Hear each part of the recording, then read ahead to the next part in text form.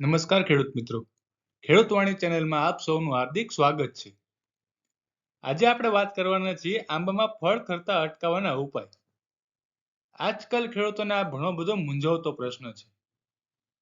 અને વાતાવરણમાં થતા બદલાવને કારણે ઘણી વખત આંબામાંથી આપણે ઝીણા ઝીણા જે કેરીને ફળ લાગતા હોય એ મગ્ગી અવસ્થાએ ખરી જતા હોય છે અથવા તો એથી મોટી અવસ્થાએ પણ ખરી જતા હોય છે.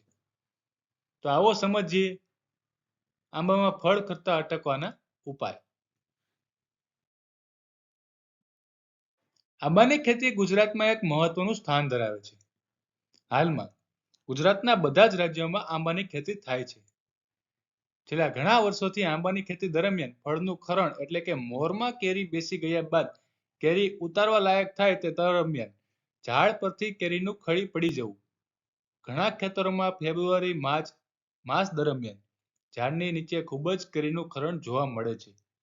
કેરીના ખરણના કારણો અને ઉપાયો અંગેની માહિતી આપણે આ વિડીયોમાં બતાવી છે. એમાં પહેલું છે આંબાના જાતના ગુણધર્મો અને કુદરતી ખરણ. આંબાની જાતો અનુસાર તેના પુષ્પ વિન્યાસમાં નર ફૂલો અને ઉભયલિંગી ફૂલોનું પ્રમાણ જુદું જુદું હોય છે. જેથી ઉભયલિંગી ફૂલો વધુ ધરાવતી જાતોમાં ફળનું ખરણ ઓછું રહે છે. એટલે કે સરેરાશ એક પુષ્પ વિન્યાસમાંથી 1 થી 3 ફળો મળે અને બાકીના ફળો ખરી પડવા તે એનો કુદરતી ગુણધર્મ છે.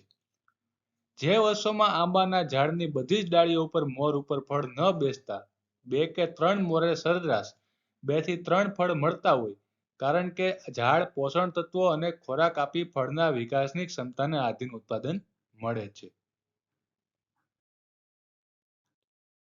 જેમાં આશરે 3000 ફૂલો ઉભયલિંગી અને તેમાંથી 300 ફૂલો પરાગનયન બાદ ફળ બેસે છે.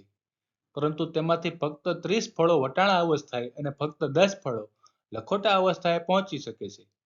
આંબાની જાતો અનુસાર એક પુષ્પ વિન્યાસમાંથી રાજાપુરી ફક્ત 1, કેસર, લંગડો, હાફૂસ જેવી જાતોમાં 1 થી 2, જ્યારે દશેરી, આમ્રપાલી જેવી જાતોમાં 5 થી 14 સુધી ફળો ઉતારવા લાયક અવસ્થા સુધી પહોંચે છે.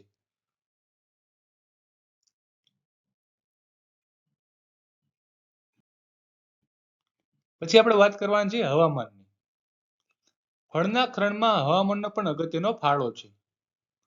નવેમ્બર-ડિસેમ્બર માસ દરમિયાન આવેલ પુષ્પ વિન્યાસોમાં ફલિનીકરણ સમય દરમિયાન સવારનું તાપમાન 20 સેલ્સિયસથી ઓછું અને રાત્રિનું તાપમાન 150 સેલ્સિયસથી ઓછું હોય ત્યારે ફલીકરણ માટે જરૂરી પોલનનો વિકાસ અને ફળદ્રુપતા ન હોવાથી ફલીકરણ અસરકારક રીતે થતું નથી અને ફલીકરણ વગર ઉભયલિંગી ફૂલોમાં ફળનો વિકાસ ચાલુ થઈ જાય છે.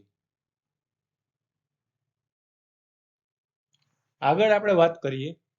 આવા ફળના બેસણ બાદ 3 થી 4 અઠવાડિયામાં ગમે ત્યારે ખરી પડે છે અને ખરી પડેલ કેરીના અભ્યાસમાં ગોટલીની રચના થતી જ નથી. ફલીકરણ ન થયું હોવાથી ફળ ખરી પડવાના છે. આના ઉપાય માટે વાડીમાં મોર ખીલી ગયો હોય અને રાત્રિનું વાતાવરણ વધુ ઠંડુ હોય તો હળવું પિયત આપવાથી હુંફાળા વાતાવરણને કારણે ફળ બેસણમાં થોડો ઘણો ફાયદો થાય છે.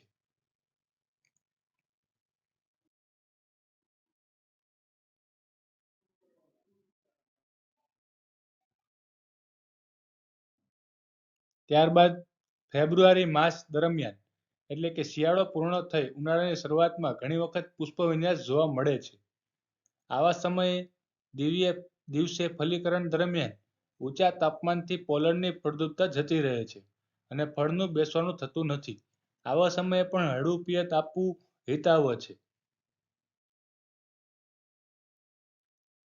માર્ચ-એપ્રિલ માસ દરમિયાન દિવસનું તાપમાન 40 સેલ્સિયસથી વધુ જાય તો પણ લખોટા અવસ્થાથી કેરી મોટી કરી પડે છે. આથી કેરીને વટાણા અવસ્થા તથા લખોટા અવસ્થાએ પિયત આપવું હિતાવહ છે. ફળનું બેસણ દરમિયાન વાદળછાયું વાતાવરણ અને ધુમ્મસને કારણે ભૂકીચારો રોગનો ફેલાવો ઝડપથી થાય છે. આ સાથે ફળના વિકાસ દરમિયાન કમોસમી વરસાદ થવાથી પણ રોગ જીવાતના પ્રમાણ વધવાની શક્યતા રહે છે અને જેનાથી પણ ફળનું ખરણ વધી જાય છે. હવે આપણે જોઈએ રોગ અને જીવાત, અને એમાં આપણે છે આંબાનો મધ્યો. આંબાના મધ્યમાં આવતો મહદઅંશે આંબાની નવી કૂંપણો અને મોરમાંથી રસ નુકસાન કરે છે. મધ્યાનો ખોરાક નવી કૂંપણો અને મોર હોવાથી આ જીવાતને કારણે ફળનું ખરણ થવાની શક્યતા વધુ રહેલી છે. જેથી મધ્યનું નિયંત્રણ ભલામણ કરેલ ઇમિડાક્લોપ્રિડ, એસિફેટ અને થાયોમિટોક્ઝામ વગેરેનો છંટકાવ નિયમિત રીતે કરવો જરૂરી છે. પછી છે પોષણ તત્વોની ખામી. પોષણ તત્વોની પણ જરૂર હોય છે. પોષણ તત્વોમાં અભાવથી ફળ કરવાની પ્રક્રિયા વધુ થાય છે. આંબાના પાકમાં પિયતની સુવિધા હોય તેવા ખેડૂતોએ ભલામણ કરેલ સેન્દ્રિય ખાતર અને નાઇટ્રોજનનો અડધો ભાગ ફળ બેસ્યા બાદ એટલે કે જાન્યુઆરી-ફેબ્રુઆરી માસમાં પિયત સાથે આપવો હિતાવહ છે. અંતઃસ્ત્રાવોની ઉણપ. ફળના ખરણના અભ્યાસથી માલુમ પડ્યું કે ફળના ખરણ માટે ઓક્ઝિનની ઉણપ જવાબદાર છે. તેથી ફળનું ખરણ કુદરતી તથા રોગજીવત અને પોષણ તત્વોના ઉણપ ન હોવા છતાં પણ થતું હોય ત્યારે 20 ppm NAA નો છંટકાવ કરવો જરૂરી છે. NAA ના છંટકાવ સાથે 2% યુરિયા ઉમેરવું પણ ફાયદાકારક છે. આ બાબતો ધ્યાનમાં રાખતા ફળનું ખરણ એક જુદા જુદા પરિબળોની અસરથી થાય છે. જેથી ફળ ખરણ માલુમ પડે તુરત જ તેના કારણોમાં હવામાન, પોષણ તત્વો, રોગજીવાત જેવા પરિબળો અસરકારક હોય તો તેને ધ્યાનમાં રાખી પગલાં લેવા જરૂરી છે. અને ખેતી પદ્ધતિમાં પિયતની સુવિધા હોય તો વટાણા અને લખોટા અવસ્થાએ પિયત અને લખોટા અવસ્થાએ પિયત સાથે સેન્દ્રિય ખાતર અને યુરિયાનો ઉપયોગ કરવો જરૂરી છે. આ ઉપરાંત ફળનું ખરણ વધુ માલુમ પડે તો 20 ppm NAA અને 2% યુરિયાનો 15 દિવસના અંતરે 2 છંટકાવ કરવાથી મહદઅંશે આંબાનું ફળનું ખરણ નિયંત્રિત કરી શકાય છે. તો જે પણ ખેડૂત મિત્રોને આ માહિતી સારી લાગી હોય તો લાઇક, શેર અને સબસ્ક્રાઇબ કરી વધુમાં વધુ ખેડૂતો સુધી પહોંચે તેવી કોશિશ કરીએ. ધન્યવાદ.